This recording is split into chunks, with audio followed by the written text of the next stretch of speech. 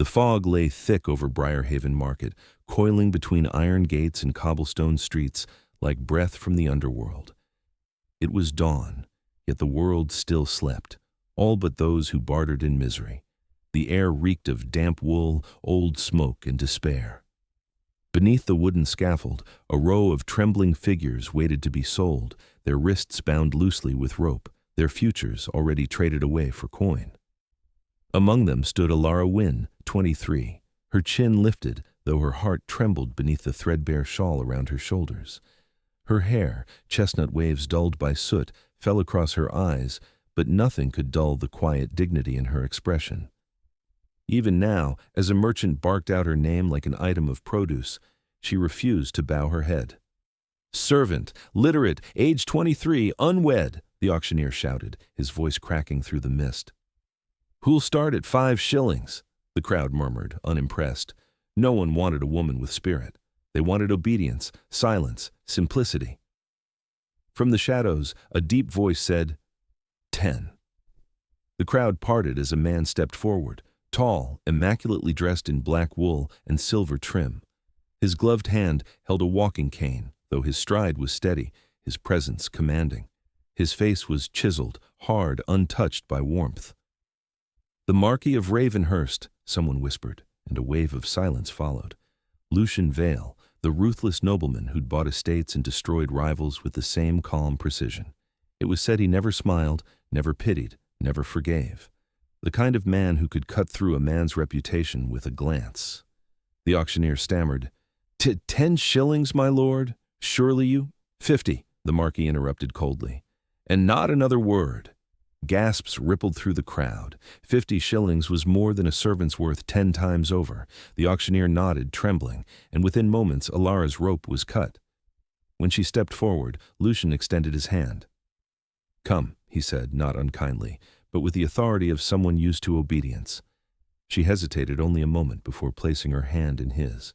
His touch was cool, deliberate, a strange contrast to the fire rising in her chest. As he led her away, a woman muttered, "Poor girl, she's traded one cage for another."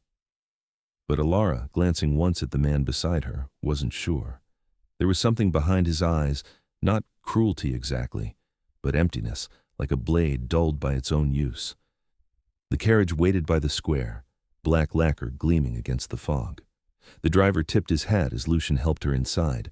Neither spoke during the long journey through the moors. The only sound was the creak of wheels and the distant cry of crows. Alara watched him from the corner of her eye. He sat motionless, his gaze fixed beyond the window. His jaw was strong, the faintest trace of a scar cutting through his lower cheek. His hands, gloved, precise, rested atop a silver-tipped cane. At last, unable to stand the silence, she asked, "Why did you buy me, my lord?" He didn't look at her. "Because I could." The words struck like a lash, sharp, impersonal, but there was something beneath them, something that trembled just enough to make her wonder if that was the whole truth. When the carriage crested the final hill, Ravenhurst Manor came into view. It rose like a fortress above the cliffs, its towers dark against the gray sky, its windows glinting like eyes that had seen too much. The iron gates opened with a groan. Inside, the air was colder, cleaner, filled with the faint scent of salt and stone. Servants bowed as the Marquis passed, their eyes darting to Alara with curiosity and pity. He stopped at the foot of the grand staircase. "Mrs. Harrow will show you to your quarters," he said. "You are to assist in the library until further notice. Meals are taken at dawn and dusk. The west wing is forbidden. Is that clear?" Alara nodded. "Yes, my lord." He turned to leave, but paused. "And Miss Wynne," he said over his shoulder, voice lower now, almost human. "You may keep your freedom, but do not mistake it for equality." Their eyes met briefly, his cold and unreadable, hers steady but burning. When he disappeared up the stairs, Mrs. Harrow led her down a dim corridor lined with portraits. Some of the faces in them looked almost alive, watchful, disapproving. As the door closed behind her in the small servants' chamber, Alara sank onto the edge of the bed. Her hands shook, but her mind burned with one thought. He might have bought her freedom, but something about him, that wounded pride, that restless silence, felt like a man who was far from free himself. And as the wind howled against the cliffs outside, Alara whispered to herself, "I may have been bought, but I will not be owned." Morning came late to Ravenhurst. The sun tried to touch its towers but seemed to lose courage halfway, leaving the estate bathed in a ghostly silver haze. From her narrow window, Alara Wynne could see the cliffs plunging into the sea, where the waves battered the rocks like ancient drums. It was a place both majestic and sorrowful, as if the manor itself carried its master's pain in stone and shadow. When Mrs. Harrow, the head housekeeper, appeared at her door, Alara was already dressed in the plain gray gown laid out for her. "You're early," the woman said, adjusting her spectacles. "That's good. The Marquis values punctuality, silence, and obedience, in that order." "I'll do my best," Alara replied softly. Mrs. Harrow studied her face for a moment, perhaps recognizing the spark of quiet rebellion beneath her calm. "See that you do." The last maid who asked too many questions was gone before sunset. The day unfolded with mechanical precision. Servants moved like clockwork, polishing silver, sweeping marble, drawing drapes, all without a word. The air carried the faint scent of lavender polish and candle smoke. No laughter, no chatter, only footsteps and whispers. Alara was led to the library, a vast chamber with ceilings high enough to swallow dreams. Dust motes danced in shafts of weak light filtering through stained glass. Hundreds of books lined the walls, histories, philosophies, forbidden romances, and ledgers bound in leather. A massive hearth stood cold and gray. "This will be your station," Mrs. Harrow said. "The Marquis keeps meticulous records. You are to catalogue and clean the shelves, and when summoned, you'll read aloud to him. His eyesight fails him now and then." Alara nodded. The idea of reading to the man who had purchased her both terrified and intrigued her. Left alone, she ran her fingers along the spines of the books. Most were untouched for years. She could tell by the thick layer of dust. But one section, near the far wall, gleamed faintly. Someone had used those volumes recently.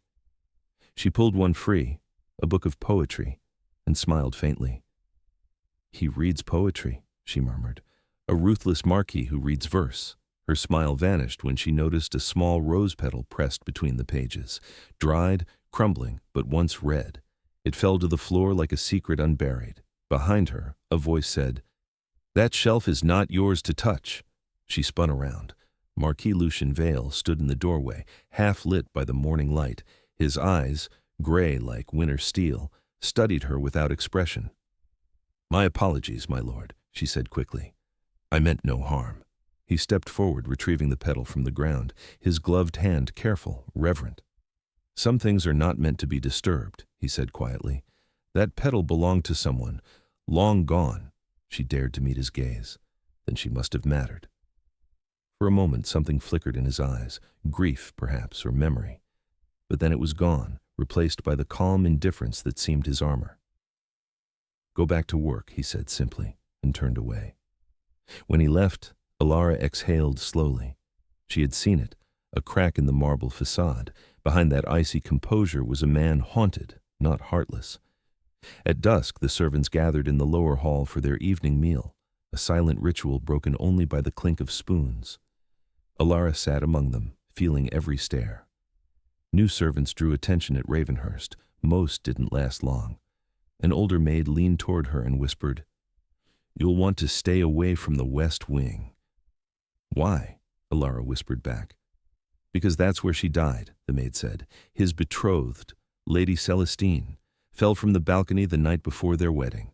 They say her ghost still wanders the corridors, singing the song he forbade." Alara felt her breath catch. "The Marquis forbade music?" "Not a note to be heard in this house for 5 years. The maid nodded. "Even the birds outside seemed to know better." That night, as Alara returned to her room, she paused beneath a portrait in the corridor. A woman in ivory silk, eyes soft and sad, a rose clasped to her breast. Lady Celestine. The candlelight flickered across her painted smile. For a moment, Alara thought she saw the figure move, or perhaps it was just her imagination. In her small room, she sat at the window, listening to the wind howl against the cliffs. The manor's silence pressed heavy against her chest, thick as the ocean mist. She remembered her mother's lullaby, a tune she had not dared hum since arriving. But now, unable to bear the stillness, she sang, softly, only to herself. The melody slipped through the cold air like a ghost reborn. Unbeknownst to her, across the hall, Lucian Vale froze mid-step outside his chamber door. The sound drifted through the corridor, gentle, trembling, heartbreakingly human. He closed his eyes. His hand tightened on the cane. He whispered to no one, "That voice. Where have I heard it before?" And for the first time in 5 years, the silent manor of Ravenhurst listened. By the third morning, Alara understood that Ravenhurst was less a home and more a mausoleum, a grand, hollow monument to things that had once lived and died inside it. The walls were lined with portraits of the Vale lineage, but every face seemed trapped in sorrow, every painted eye a warning. Do not love here. The servants moved with rigid caution, as though the very floors could betray them. Even laughter, it seemed, was an act of rebellion. And at the center of it all was Marquis Lucian Vale, the man they both feared and worshipped, the one whose shadow ruled more powerfully than his words. They said he'd ruined men with a glance, dismantled estates with a signature. He had inherited Ravenhurst at 25, commanded a regiment by 28, and returned from war with a scar across his cheek and no heart left to lose. It was whispered he had buried more than one enemy under the weight of his silence. "Alara, mind your steps," Mrs. Harrow hissed as they crossed the east corridor. "His Grace despises lateness more than sin itself." Alara nodded. She was to deliver correspondence to the study, an errand she had not yet dared. The door loomed before her, tall as judgment. She knocked once. "Enter," came the voice from within, calm, deep, and dangerously quiet. Lucian sat behind a mahogany desk, sunlight filtering through the drapes onto his sharp features. He looked up briefly, his gaze cutting straight through her like glass through silk. "Letters, my lord," she said, bowing slightly. He nodded without looking again, his attention already returned to the papers before him. "Leave them there." As she turned to go, his voice stopped her. "Tell me, Miss Wynne," he said, "were you singing again last night?" The words struck her spine like lightning. She turned, slowly. I might have, my lord. I didn't know it could be heard." He stood then, walking toward her with deliberate calm. "Sound carries in this house," he said, "more than you realize." His tone wasn't cruel, but something about it carried an old wound, a memory that refused to heal. "Music has no place here," he continued, almost to himself. "It stirs things best left buried." Alara's breath trembled, but she found her courage. "Forgive me, my lord, but sometimes silence can bury the living too." He froze, and for a moment the fire in his eyes dimmed to something else, recognition perhaps, or pain. Then, just as quickly, the walls rose again. "You may go," he said. She curtsied and left, her pulse racing. Behind her, Lucian remained still, staring at the door long after it had closed. He didn't understand it, this unease, this stirring in his chest whenever she spoke. For 5 years he had lived untouched by feeling, his days measured in contracts, his nights in ghosts. But that girl, that insolent, soft-voiced girl, had dared to speak to him like a man, not a monster.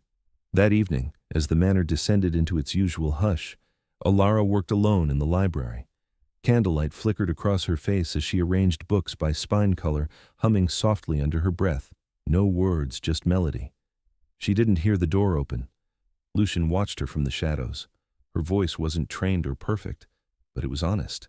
And honesty, in this house of deception, was almost unbearable. He stepped forward, just enough for the floorboard to creak. Alara turned, startled. Their eyes met across the dim space, his dark and conflicted, hers wide with uncertainty. "I told you not to sing," he said quietly.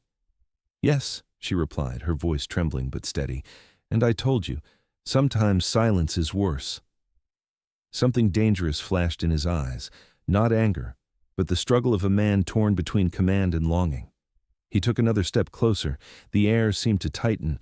The only sound was the crackle of the fire. "You don't fear me," he said. It wasn't a question. Alara swallowed. "Should I?" A faint, humorless smile touched his lips.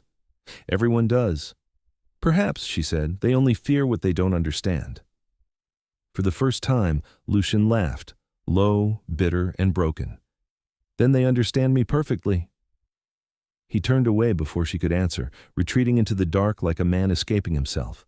When he was gone, Alara exhaled, her heart racing. She knew she should fear him, but she didn't. Beneath the cold, beneath the armor, she had glimpsed something achingly human, and she suspected that whatever haunted the Marquis of Ravenhurst wasn't cruelty at all. It was grief. 3 nights passed before Alara saw the Marquis again. During the day, she worked in silence, polishing books, carrying firewood, scrubbing ink stains from tables already spotless. But at night, when the manor slept and the sea wind whispered through the cracks of the windows, she found herself humming again, not out of defiance, but need. The melody of her mother's lullaby was the only thing that reminded her she was still human. Then, one evening, as the rain lashed the windows and thunder rolled above the cliffs, a bell echoed through the halls, the Marquis' summons. Mrs. Harrow's expression tightened when she brought the message. "His lordship requests your presence in the library," she said. "And Alara, mind your tongue." When Alara entered the room, Lucian stood by the fire, hands clasped behind his back. The flames threw sharp shadows across his face, carving his cheekbones like marble. He looked both alive and haunted, a man trapped between past and present. "You sent for me, my lord?" she asked quietly. He turned. "Sit." She obeyed, folding her hands in her lap, waiting. He studied her for a long, uncomfortable moment. Then, in a voice too calm to be casual, he said, "I am told you can read and write." "Yes, my lord. I was educated by the vicar before my family fell into debt." He nodded slightly. "Then you may serve as my personal reader. Every evening after supper, you will come here and read aloud from the volumes I select. In return, I will double your wage and see that you are treated with respect among the staff." Alara hesitated. "That is generous, my lord. But why me?" A faint smile touched his lips, humorless but real. "Because you looked unbroken," he said softly. "And I find I cannot stand the sound of cowardice anymore." Her breath caught. The words were meant to wound, perhaps, or test, but she heard something else beneath them. Loneliness. She met his gaze. "Then I accept, my lord." Their eyes lingered for a heartbeat too long before he turned away. "Good," he said curtly. "We begin now." He gestured to a leather-bound volume on the table. She opened it and began to read. Her voice, low, melodic, filled the room, brushing against the edges of his silence. The story was of a man cursed to feel nothing, who one day meets a woman who can hear his unspoken thoughts. At first, Lucian stood by the window, gaze averted, but as she continued, his posture changed. His shoulders loosened, his hand gripping the cane relaxed. When she finished, the room was quiet but charged, as if every word she'd read had settled somewhere between them. "Who wrote that?" he asked finally. "Lord Renshaw," she said. "A poet who wrote of unrequited love." Lucian's eyes darkened. "Love," he murmured, almost to himself. "The world's most beautiful form of madness." Alara tilted her head. "You sound as if you've known it." He looked up sharply, and she immediately regretted her boldness. But instead of anger, there was something else in his eyes, something raw. "Once," he said, "and it nearly destroyed me." Silence filled the space between them, thick as the rain outside. Then, unexpectedly, he said, "Play something." Alara blinked. "Play, my lord?" "The piano," he said, gesturing toward the covered instrument in the corner. "I've heard you sing. I assume you can play." Her heart skipped. "I can, but I was told—" "I gave the order," he interrupted. "I can revoke it." She hesitated only a moment before uncovering the piano. Dust rose like ghosts. Her fingers trembled as they found the keys. She played softly, a simple, fragile tune. The notes echoed through the chamber, filling it with warmth where the fire could not. Lucian stood motionless, his eyes unfocused, as though the sound was pulling him backward through time. Memories flickered in the flames. A ballroom, a laughing woman, a waltz beneath chandeliers. When the final note faded, Alara turned, uncertain. He was still staring at the fire. "You may go," he said quietly. His voice was low, unsteady, a man fighting an old ghost. She curtsied and left without a word. When the door closed behind her, Lucian sank into the nearest chair and covered his eyes. For the first time in years, he felt something break through the stone of his heart, and though he cursed himself for it, he whispered into the empty room, "Why her? Why now?" Outside, in the corridor, Alara pressed her back against the wall, her pulse racing. She didn't know what she had awakened in him, only that something dangerous had begun to stir. For days after that night, Alara could not shake the feeling that she had crossed a threshold invisible to others, a line between master and servant, silence and song. The Marquis had not summoned her again to read, yet she felt his presence everywhere, in the quiet footsteps outside the library, in the faint warmth of a candle left burning near her desk, in the soft echo of his voice when he had said, "Play something." The servants whispered more freely now, sensing a change in the air. "He's restless again," one footman said as they polished the silver. "Hasn't been sleeping. Walks the halls at night like a ghost." Alara listened in silence, her thoughts spinning.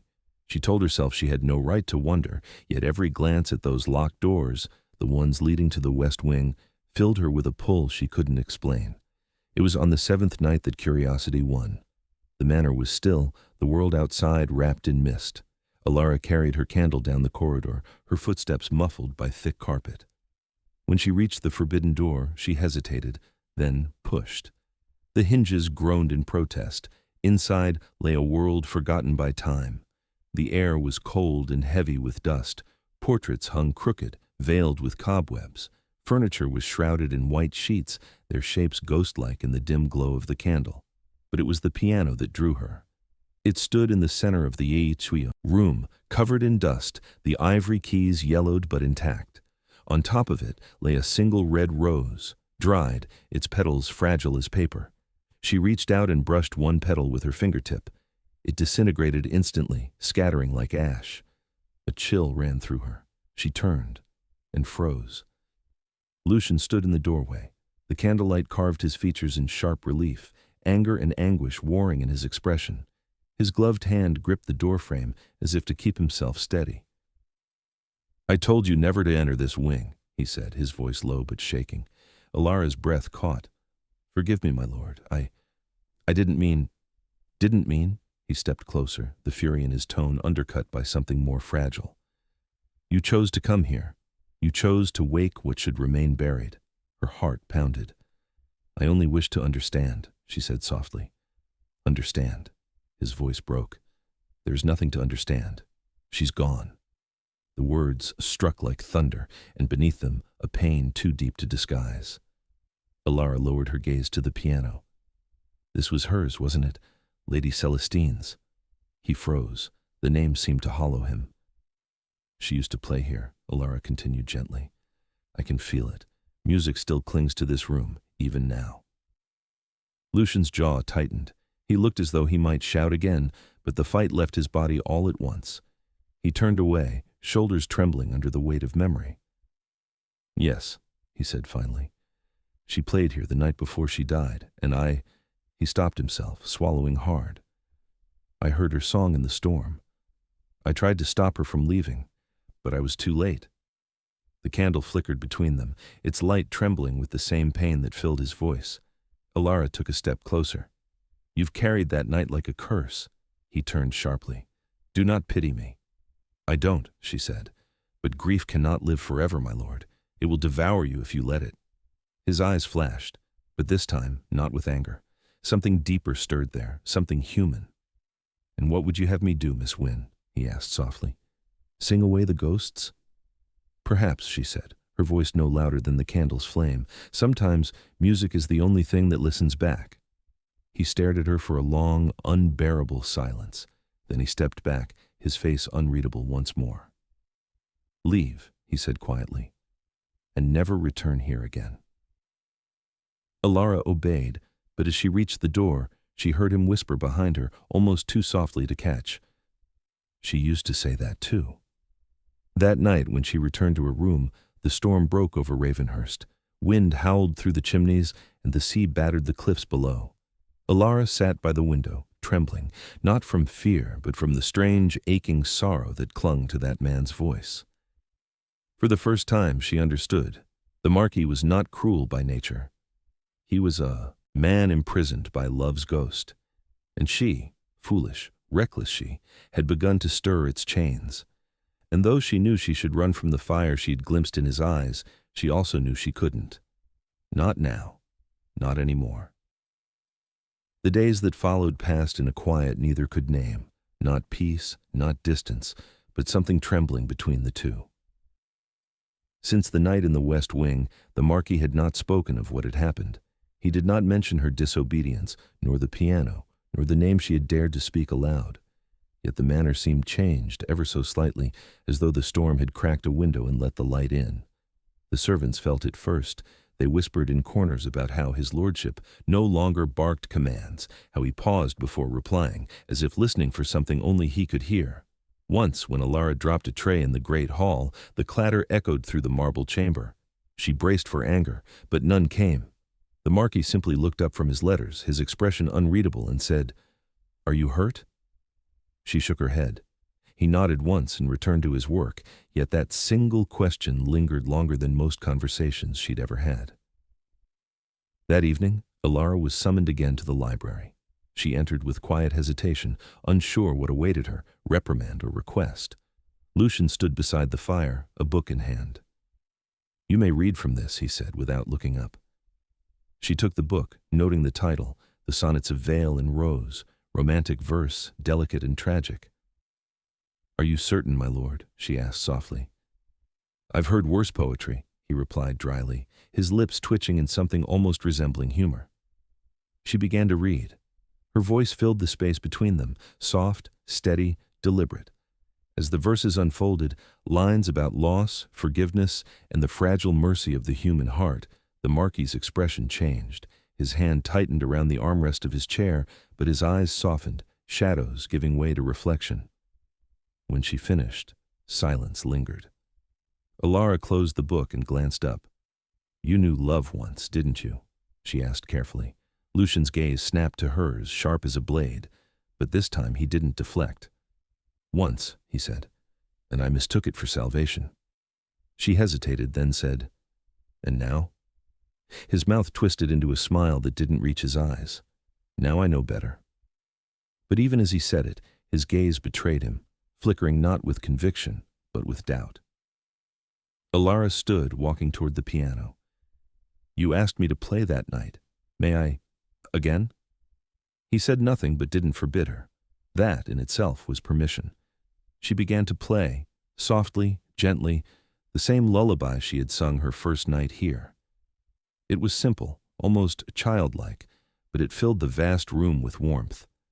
Lucian leaned back in his chair, his eyes closing. The melody washed through him like something half-remembered, sunlight on water, laughter in spring, the scent of roses before the storm. When the song ended, neither spoke. Then he said, almost to himself, "I'd forgotten how it feels to breathe."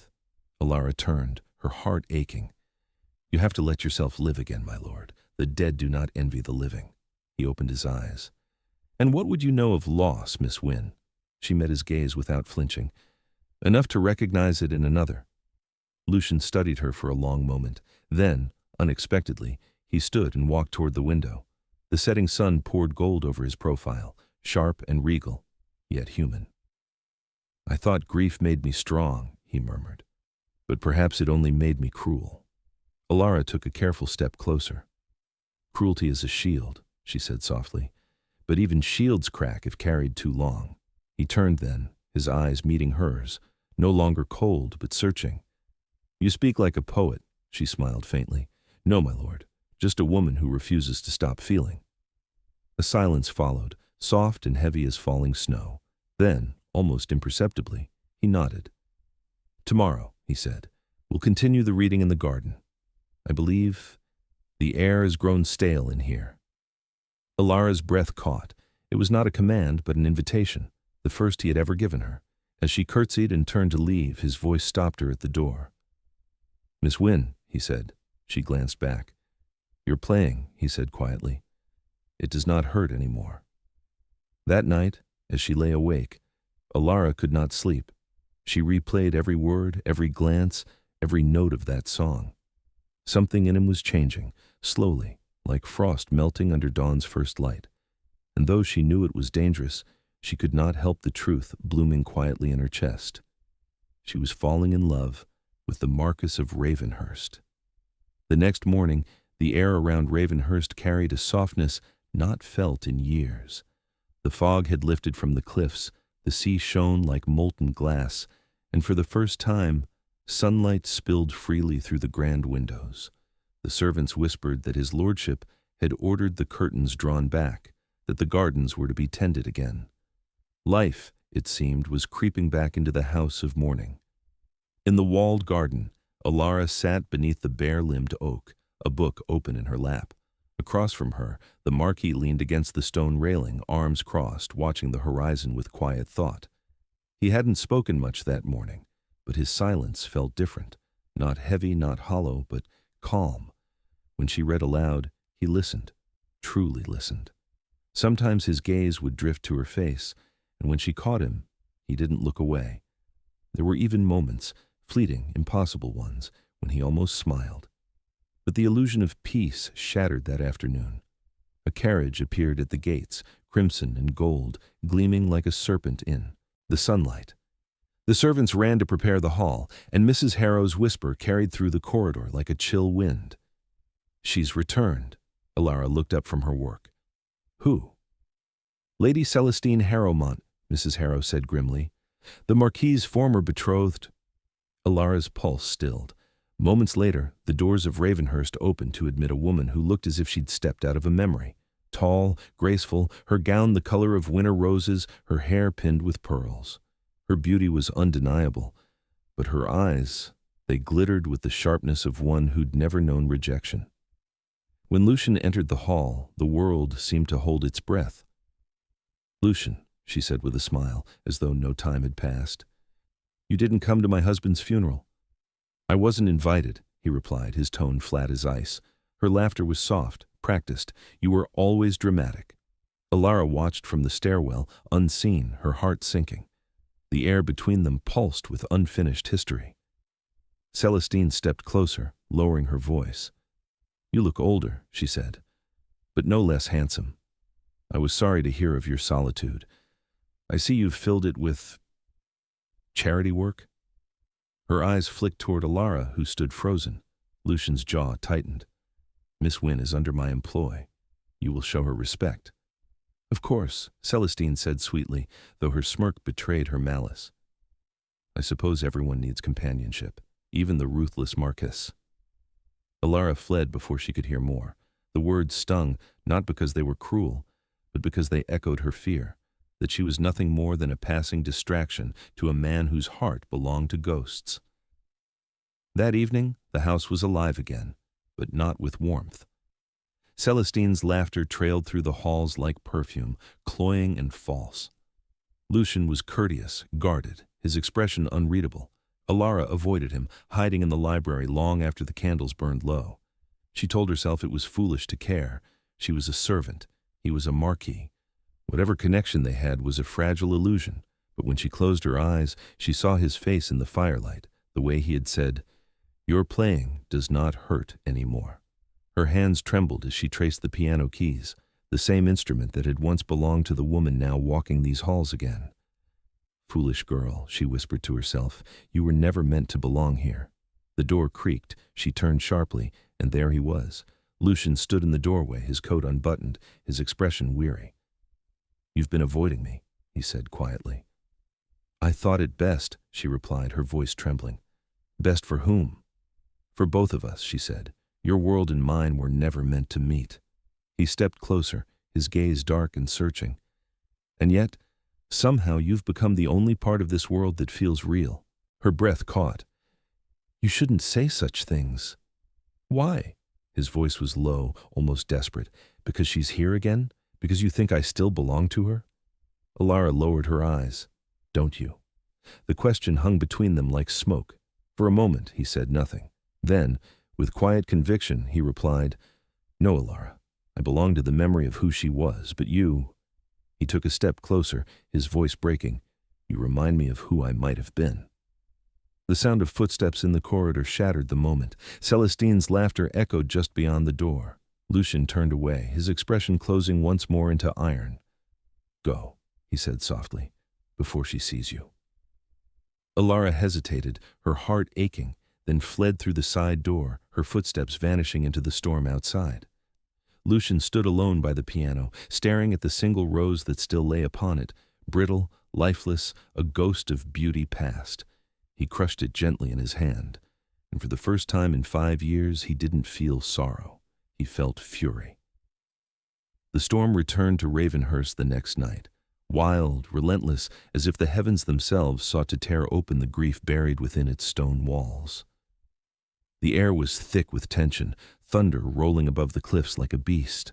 Servants moved quickly through the corridors, their faces tight with unease. They all felt it, the collision of past and present, of what should have been and what could never be. Alara tried to keep to her duties, but her heart refused obedience. Every time she heard the sound of Celestine's laughter echo through the hall, something twisted inside her. Not jealousy, but heartbreak. She told herself she had no right to feel betrayed, yet the ache beneath her ribs would not listen to reason.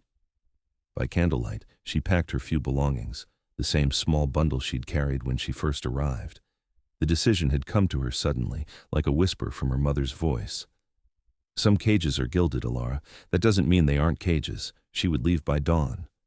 But fate did not wait for morning. As she crossed the east corridor, a voice cut through the silence. "Running away again?" She turned. Lucian Vale stood at the end of the hall, his silhouette framed by the flickering lightning. His eyes, usually so composed, burned with something wild, anger, hurt, confusion. "I wasn't aware I'd run before," she said softly, clutching her bundle. He stepped closer. "Then why does it look like you're fleeing?" "Because I am," she said, the words breaking from her like a sob she'd held too long. "I can't stay here, my lord, not when she walks these halls like the past itself." Lucian's expression darkened. "Celestine means nothing to me." Alara shook her head, tears stinging her eyes. "Then why do you let her stay? Why do you let her poison you again?" "Because," he snapped, "I am a man, bound by duty, not desire. Do you think I can simply banish the world to please one woman's wounded heart?" Her voice trembled, but her gaze did not. "Then you are more prisoner than master, my lord, and I am not so foolish as to trade one cell for another." Lightning flashed between them, painting their faces in harsh white. "You presume too much," he said quietly. "You think I am a man with choices, but everything I touch, Alara, breaks. Everything I love dies." She took a step forward. "And yet you keep choosing silence over life. You call that strength, but it's cowardice." The words struck him harder than any blade. He turned away, gripping the mantel of a nearby fireplace, his breath ragged. For a long moment the only sound was the storm outside and the crackle of burning logs. When he finally spoke, his voice was low, raw. "Do you know what it's like to hold someone as they die? To hear them whisper your name and realize your love was the weight that drowned them?" Alara froze.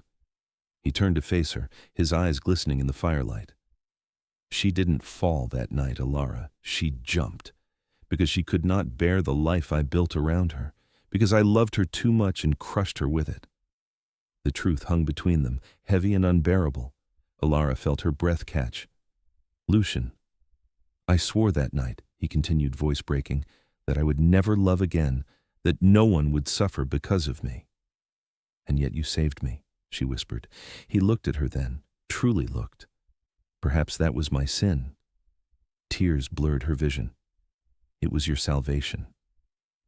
Something inside him cracked then, the years of restraint and sorrow collapsing under the weight of her words.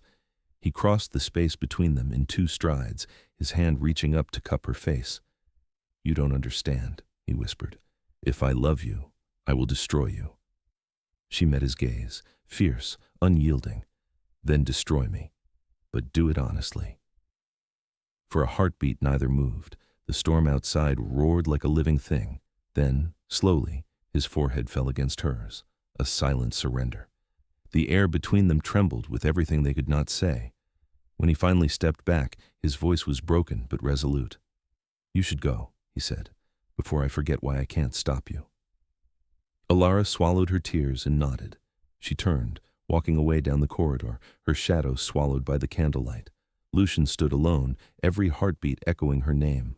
When the door closed behind her, he whispered into the silence, "I feared love because it took everything from me. But now, it's all that remains." Outside, the rain fell harder, not as punishment, but as release. The storm had broken. And so had he. The rain did not stop that night. It was as if the heavens themselves refused to close their grief until the story within Ravenhurst reached its reckoning. The storm clawed at the windows, tearing through the gardens, flooding the roads below. Lightning split the sky again and again, illuminating the manor like a cathedral of ghosts. Alara Wynne was gone before dawn, her small bundle clutched to her chest, her cloak soaked through before she even reached the gates. The driver who took her looked back once at the manor and muttered, "Best not look behind, miss." But she did. Through the torrent of rain, she saw the towers of Ravenhurst fading behind the mist, like a dream dissolving into morning. Her heart felt heavy and hollow, every beat whispering the same impossible truth. She loved him.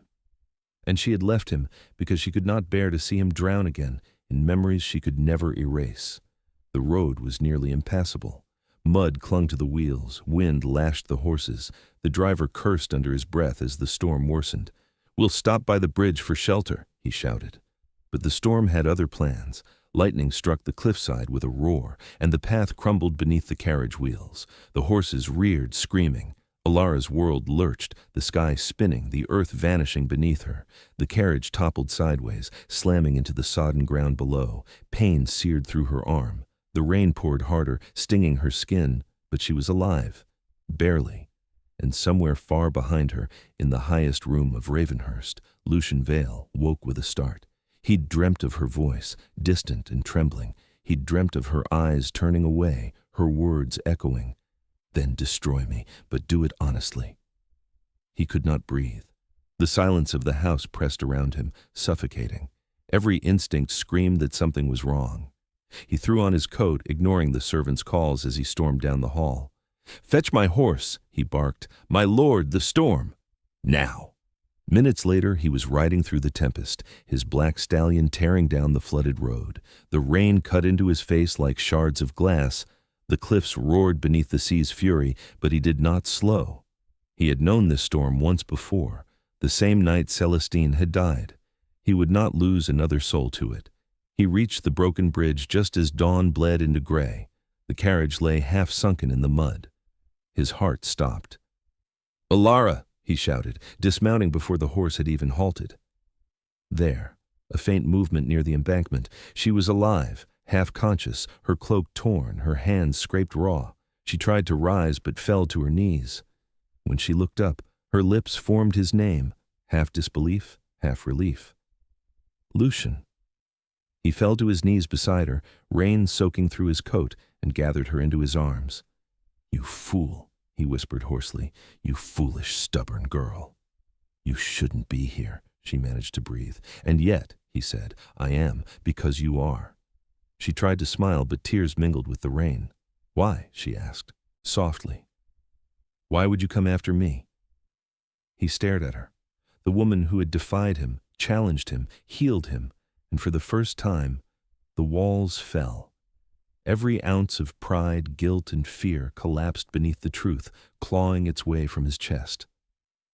"Because I love you," he said, his voice breaking. "Because I tried not to, and failed. Because you are the only thing in this cursed world that makes me feel alive." Alara froze, her breath catching between disbelief and wonder. He cupped her face, his hands trembling. "I feared love because it destroyed me once. But I see now, it wasn't love that killed her. It was my fear of losing control, my need to own what cannot be owned." He swallowed hard. "You taught me that love is not a cage, Alara. It's a choice, and I choose you." Her tears spilled freely now, her hand clutching his soaked sleeve. "You once told me everything you touched broke," she whispered. "Then break me gently." He laughed, a sound choked with relief and pain and joy all at once. Then he pulled her close, his forehead against hers, rain washing over them like baptism. In that moment, beneath the storm that had once taken everything from him, Lucian Vale knelt before the woman he'd bought, freed, and finally loved, not as master, but as man. "I would kneel before you 1,000 times," he whispered, "if it meant you'd never doubt my heart again." And there, in the rain's relentless song, she kissed him, not as a servant, not as a savior, but as the only soul brave enough to love the ruthless Marquis.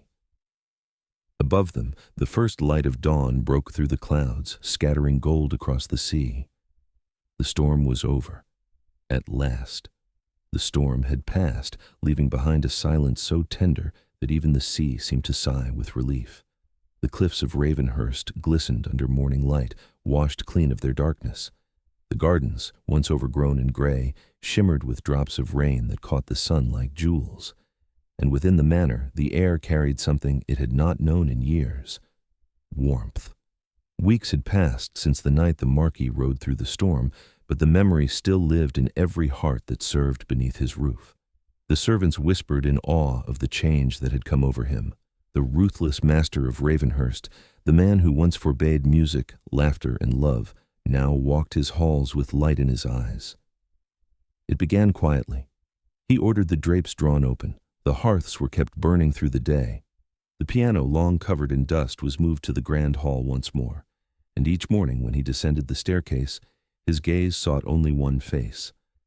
Alara Wynne, no longer the frightened servant who'd arrived with nothing but a bundle of belongings, now stood beside him, not as property nor pity, but as his equal.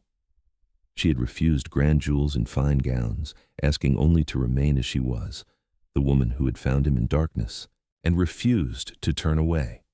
On the first Sunday of spring, the people of the nearby village gathered outside Ravenhurst for the first time in years. The gates, once rusted shut, stood wide open. The Marquis himself stood before them, dressed not in morning black, but in deep blue, the color of calm seas. Beside him, Alara greeted the villagers, her eyes glowing with quiet grace. The children laughed when she knelt to hand them flowers from the manor garden. An old woman whispered, "She's the reason this house breathes again." That night, after the guests had gone, Lucian and Alara walked through the moonlit garden. The scent of wild roses filled the air. He carried no cane now. His stride was steady, sure. "You've rebuilt everything," Alara said softly, gazing at the house that once seemed to live only for ghosts. "No," Lucian replied, taking her hand. "We rebuilt it. You taught me that ruins can rise again, if someone dares to stay." She smiled, brushing her thumb against his scar, the one that once marked him as cold, untouchable. "And do you still fear love, my lord?" He turned her hand over, pressing a kiss to her wrist. "Every day," he said quietly. "But loving you taught me that fear is only proof that something is worth losing." The wind stirred, carrying with it the soft hum of the sea below. Alara tilted her head. "Do you hear that?" He smiled faintly. "The waves?" "No," she said, her voice almost a whisper. "The world singing again." He looked at her, and for the first time he understood. Love was not a song that demanded perfection. It was the quiet melody two hearts created when they finally stopped running from their own scars. They stopped beneath the old oak where she had once read to him, the same place their story had begun. Lantern light bathed them both in gold. Lucian took a small box from his pocket and opened it. Inside was a single silver ring, simple but beautiful, engraved with a raven and a rose, the symbols of their house and her name intertwined. "I bought your freedom once," he said, his voice trembling slightly, "but this time I ask you to give it to me freely." Alara's eyes filled with tears. "You never bought me, Lucian. You found me." He smiled, truly smiled, and for the first time, the man who had been called ruthless, cold, and heartless looked utterly beautifully human. She took the ring, sliding it onto her finger. "Then we are both free," she said softly. The bells of the nearby church rang faintly through the valley, carried by the sea breeze. In the distance, the servants opened the great windows of the manor, and music, bright, living, defiant, filled the air once more. Alara turned to him, laughter glimmering through her tears. "You've broken your own rule," she whispered. Lucian leaned closer, his lips brushing hers as he murmured, "Some rules deserve to be broken." As they kissed beneath the Awakening dawn, the sun spilled over Ravenhurst, gilding its towers in light. The shadows that had once haunted its halls faded into memory, leaving behind only warmth, the kind born not from fire, but from forgiveness. And if anyone passed by the cliffs that morning, they might have sworn they heard faint music carried on the wind, the echo of a lullaby that had once awakened a heart thought lost forever. The ruthless Marquis had bought her freedom, but in the end, she had given him something far greater. She had given him back his soul.